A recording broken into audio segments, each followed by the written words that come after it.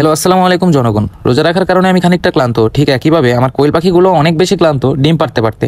আলহামদুলিল্লাহ, মাশাআল্লাহ অবশ্যই বলতে হবে, কারণ আমার পাখিগুলোর ডিম পাড়ার অ্যাবিলিটি এতটাই ভালো যে মাত্র 15টি পাখি থেকে কখনো কখনো 18 থেকে 20টাও ডিম পাই আমি একদিনে। তো আজকে আপনাদের সাথে যে বিষয়টা শেয়ার করার জন্য এসেছি, আজকে হঠাৎ করে আমি পাখির ডিম উঠানোর সময় খেয়াল করি যে একটি ডিমের রং একবারে সাদা। প্রথমে দূর থেকে দেখার পর মনে হয়েছিল যে হয়তো সাধারণত কোয়েল পাখির ডিমের উপরে যে কালো কালো ছোপ থাকে, হয়তো সেই ছোপটা পড়ে নাই ভিটামিনের অভাবে। এটা ভাবার কারণ হচ্ছে আমি আমার পাখিগুলোতে সাধারণত ওষুধ কম খাওয়ানোর অনেক চেষ্টা করি। তারপর হাতে নেওয়ার পর বুঝতে পারি ডিমের উপরের আবরণটা এতটাই নরম যে এটাকে ডিমের খোসা বললে ভুল হবে। জাস্ট ডিমের উপর একটা লেয়ার আছে আর কি, শুধুমাত্র একটা আবরণ। আসলে আমি মোটামুটি এ সম্পর্কে আগে থেকেই অবগত ছিলাম। এই পাখিগুলো আসলে আমি দীর্ঘদিন যাবত পালন করছি শখের বসে। প্রথম প্রথম ঠিক মতো ওষুধ খাওয়ালেও ইদানিং আমি সর্বোচ্চ চেষ্টা করি ওষুধ যত কম খাওয়ানো যায়। সেই জন্যই আসলে ডিমটার এই অবস্থা হয়েছে। যারা কোয়েল পাখি লালন পালন করেন এবং এ সম্পর্কে জ্ঞান রয়েছে, তারা জানেন যে আসলে কোয়েল পাখির ডিম শক্ত করার জন্য, মানে ডিমের খোসা শক্ত করার জন্য ক্যালপ্লেক্স নামে একটি ওষুধ খাওয়ানো হয়। আমি মনে হয় সর্বশেষ 1-1.5 মাসের মধ্যে এই ওষুধটি খাওয়াইনি।